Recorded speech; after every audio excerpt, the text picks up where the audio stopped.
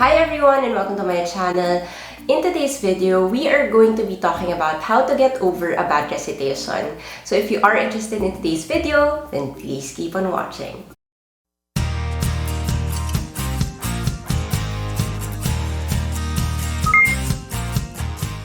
Hi guys, my name is Isai. I post law, lawyer, law school related videos, home life, and travel vlogs. In today's video, we are going to be answering the question how to get over a bad recitation. Okay, so in my opinion, my personal opinion, to be able to get over a bad recitation, you have to be able to redeem yourself. Redemption is key. Yes, you can wallow, you can cry for a bit. Maybe after that class, you want to go home and cry or buy yourself some milk tea after that bad recitation day. Or buy yourself a potato corner, barbecue, giga. Ganon. It's okay. Again, it's okay. I understand if you feel bad, but not for too long. Because again, it is important to redeem yourself. Assuming, again, given the circumstance that it's not your last recitation, hopefully it's not. But if it was, bawi na lang sa finals, okay? So, a bad recitation may be one of the following, a mixture of some, or all of the above. Okay.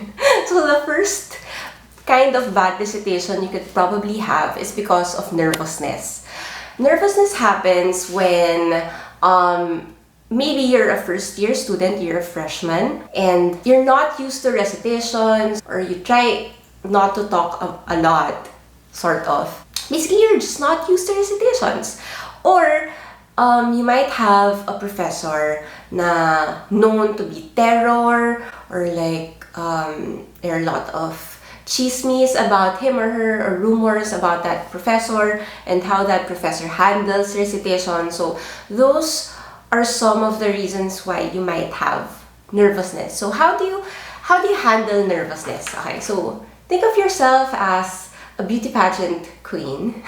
Charot. Pero really, just so compose yourself, breathe in and out, focus, avoid distractions. If you have noisy classmates, tell them to shut up. When the professor gives out a question, if you can, repeat the question. It helps if you repeat the question. It gives you time to think about what you are going to say, but it also gives a sense of composure. Again, take your time, but not too much time, okay? So repeat the question if you can. So one thing that helps is to stick to the principles. Try to remember the general rule and the exceptions. Stick to the principles that you studied.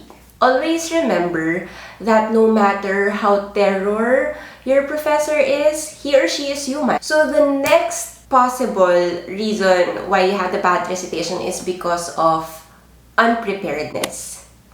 I don't think I can elaborate more on this, but you are unprepared. So how do you handle this? Study. There's nothing else to do but to study. Dedicate enough time to study your lessons and read the cases. Some subjects are more difficult to understand compared to others, so dedicate time on those. Again, we are all different, but what makes us better is being able to acknowledge and recognize our strengths and weaknesses. So if you can, find a study buddy whom you can discuss concepts with, study with, if you can. If you are productive together, then that would also help you very much. So for the third cause, we have an irrelevant answer or an unresponsive answer. So how do you handle this issue? Of course, you have to be responsive. If the question is a yes or no question, then answer with a yes or no.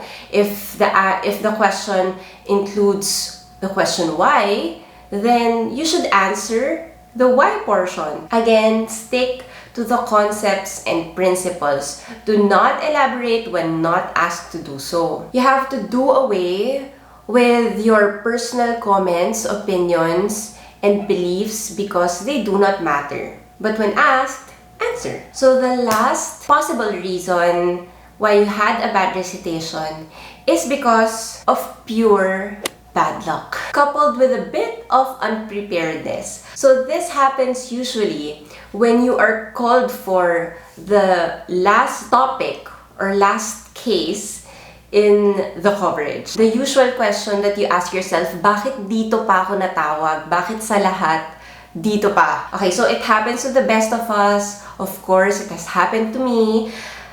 And how do you deal with this? Better luck next time. I hope, again, that this is not the last recitation that you have under this subject or your professor. But yeah, you can't really do anything. But better luck next time. You know, learn from your mistake, acknowledge your mistake, and then try to improve yourself. Bad recitations happen, again, to the best of us. I have had my own share of bad recitations back in law school. I can still remember the very first recitation I had in persons under Attorney Gonzalez. He's a really good professor in UST Law, Faculty of Civil Law. I studied the entire day. I really did. I was in the library with my classmates, and I'm the type of person who knows when I have studied enough and when I didn't study at all. But on that day, I really did study. But since it was my very first recitation, I was overwhelmed, again, what's new, by my emotions. I got startled. Even though I knew the answer, I just couldn't bring it out of my system. It's really hard for me to explain. I really had a hard time explaining my answer, or even though I knew. Kasi the situation was, there was a person called before me, and then that person was asked like yes or no, and then that person answered yes, and then I was called, and I also answered yes, although I knew the answer was no. I just said yes so that I wouldn't have to explain. So anyway, that night I was fetched by my sister, and I remember crying in the car because I kept on asking myself, bakit ganon? I studied the entire day, but that happened. So after that experience, I started to just try to keep calm and recite, and just keep my composure during recitations so that I would be able to bring out the best in me. So that's it for today's video. I hope you guys enjoyed today's video. If you did, please give it a big fat thumbs up. Subscribe to my channel if you haven't. And I will be seeing you again soon. TTYL. Bye!